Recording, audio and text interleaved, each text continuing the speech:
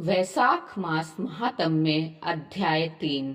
नारद जी कहते हैं, एक समय विदेह राज जनक के घर दोपहर के समय श्रुतदेव नाम से विख्यात एक श्रेष्ठ मुनि पधारे, जो वेदों के ज्ञाता थे। उन्हें देखकर राजा बड़े उल्लास के साथ उठकर खड़े हो गए और मधुपर्क आदि सामग्रियों से उनकी विधि पूर्वक पूजा करके राजा ने उनके चरणोदक को अपने मस्तक पर धारण किया। इस प्रकार स्वागत सत्कार के पश्चात जब वे आसन पर विराजमान हुए, तब विदेह राज ने प्रश्न के अनुसार वैशाख माह के महात्म्य का वर्णन करते हुए उनसे कुछ इस प्रकार बोले। श्रुतदेव ने कहा, राजन, जो लोग वैशाख माह में धूप से संतप्त होने वाले महात्मा पुरुषों के ऊपर छाता लगाते हैं, उन्हें अनंत पुण्य की प्राप्ति होती है।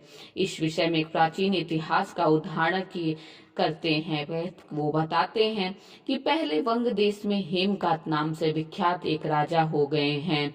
वे कुशकेतु के पुत्र, परम बुद्धिमान और शस्त्रधारियों में श्रेष्ठ थे। एक दिन वे शिकार खेलने में आसक्त होकर गहन वन में चले गए। वहां पर वे जब जाते हैं तो देखते हैं कि वहां पर एक मुनि का आश्रम है। उस समय आश्रम पर उत्तम व्रत का पालन करने वाले शर्तरचि नाम वाले ऋषि समाधि लगाए बैठे हैं, जिन्हें बाहर के कार्यों का कोई भी भान नहीं था। उन्हें निश्चल बैठे देख राजा को बड़ा क्रोध आया और उन्होंने उस महात्मा को मार डालने का निश्चय किया। तब उन ऋषियों के 10,000 शिष्यों ने राजा को मना करते हुए कहा कि आपको पता नहीं है कि हमारे गुरु समाधि में स्थित हैं, बाहर क्या हो रहा है उनको इस बात का कोई भान नहीं, इसलिए इन पर आपको क्रोध नहीं करना चाहिए। तब राजा ने क्रोध से विहल होकर शिष्यों से कहा, दुष्ट कुमारों, मैं मार्ग से थका मादा यहाँ आया हूँ और तुम लोग मेरा आतिथ्य करो। राजा के ऐसा कहने पर वे शिष्य बोले, हम लोग भिक्षा मांगकर खाने वाले हैं। गुरुजनों ने हमें किसी के आतिथ्य के लिए आज्ञा नहीं दी है। हम सर्वदा गुरु के अधीन हैं, इसलिए हम आपका अतिथि सत्कार नहीं कर पाएंगे। शिष्यों का यह कोरा उत्तर पाकर राजा जो था, वे उन्हें मारने के लिए धनुष उठाया और इस प्रकार कहा कि मैंने हिंसक जीवों, लुटेरों के भय आदि से जिनकी अनेकों बार रक्षा की है, जो मेरे दिए हुए दानों पर ही पलते हैं, वे आज मुझे ही सिखलाने चले हैं।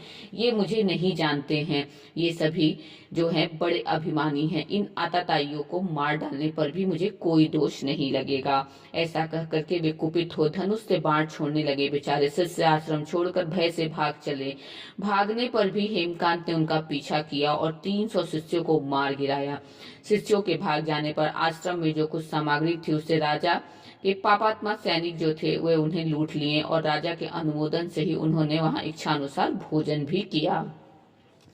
तत्पश्चात दिन बीतते राजा सेना के साथ अपनी पुरी में आ गए। राजा कुशकेतु ने जब अपने पुत्र का यह अन्यायपूर्ण कार्य सुना, तब उसे राज्य करने के अयोग्य जानकर उसकी निंदा करते हुए उसे देश से निकाल दिया।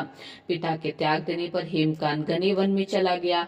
वहां उसे बहुत वर्षों तक निवास किया। ब्रह्महत्या उसका सदा पीछा करती रही, इसलिए वह कहीं भी स्थिरता पूर्वक नहीं रह पाया।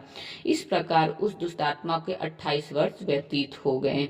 एक दिन वैशाख माह में जब दोपहर का समय हो रहा था, महामुनि तीर्थ यात्रा के प्रसंग से उस वन में आए। वे धूप के अत्यंत संतप्त और तृष्णा से बहुत पीड़ित थे, इसलिए किसी वृक्षहीन प्रदेश में मूर्छित होकर गिर पड़े। दैवयोग से हेमकांत उधर आ निकला। उसने मुनि को प्यास से पीड़ित, मूर्छित और थका मांदा देखकर उन पर बड़ी दया की। उसने पलाश के पत्तों से छत्र बनाकर उनके ऊपर आती हुई धूप का निवारण किया। वह स्वयं मुनि के मस्तक पर छाता लगाए खड़ा हुआ और तुम्बी में रखा हुआ जल उनके मुख में डाला। इस उपचार से मुनि को चेतना आ गई। उन्होंने क्षत्रिय को दिए हुए पत्तों के छाते को लेकर अपनी व्याकुलता दूर की। उनकी इंद्रियों में कुछ शक्ति आई और वे धीरे धीरे किसी गांव में पहुंच गए। उस पुण्य के प्रभाव से हेमकांत को 300 ब्रह्महत्याएं का जो पाप लगा था वो नष्ट हो जाता है। उसी समय यमराज के दूत हेमकांत को लेने के लिए वन में आए। उन्होंने उसके प्राण लेने के लिए संग्रहणी रोग पैदा किया। उस समय प्राण छूटने की पीड़ा से छटपटाते हुए हेमकांत ने 3 अत्यंत भयंकर यमदूतों को देखा, जिनके बाल ऊपर की ओर उठे हुए हैं। उस समय अपने कर्मों को याद करके वह चुप हो गया। छत्रदान के प्रभाव से उसको भगवान विष्णु का स्मरण हुआ। तभी भगवान विष्णु बोलते हैं कि तुम शीघ्र जाओ, यमदूतों को रोको, हेमकांत की रक्षा करो। अब वह निष्पाप एवं मेरा भक्त हो गया है, उसे नगर में ले जाकर उसके पिता को सौंप दो। साथ ही मेरे कहने से कूशकेतु को यह समझाओ कि तुम्हारे पुत्र ने अपराधी होने पर भी वैशाख माह में छत्रदान करके एक मुनि की रक्षा की है, अतः वह अब पाप रहित हो गया है।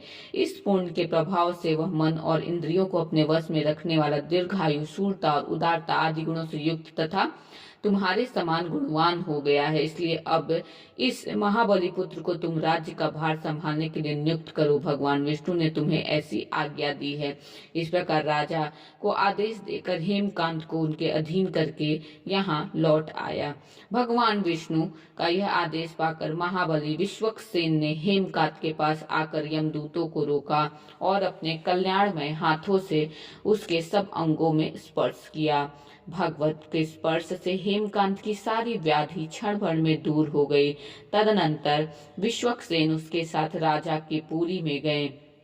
उन्हें देखकर महाराजा कुशकेतु ने आश्चर्यचकित होकर भक्ति पूर्वक मस्तक झुकाकर पृथ्वी पर साष्टांग घर पर प्रवेश करवाया।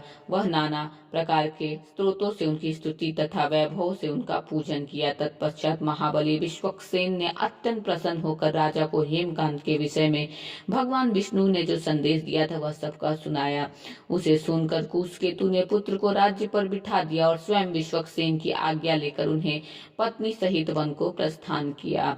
तदनंतर महामना विश्वक्सेन हेमकांत से पूछकर उसकी प्रशंसा करके श्वेत द्वीप में भगवान विष्णु के समीप चले गए।